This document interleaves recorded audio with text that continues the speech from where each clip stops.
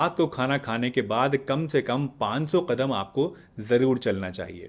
Research बताती है कि रात को खाना खाने के बाद चलने से आपका वज़न कम होता है, गैस और एसिडिटी नहीं बनती है और आपको नींद भी अच्छी आती है। तीसरा नियम यह है दोस्तों कि खाना खाने के बाद पानी कम से कम आपको आधा घंटे के बाद ही पीना चाहिए।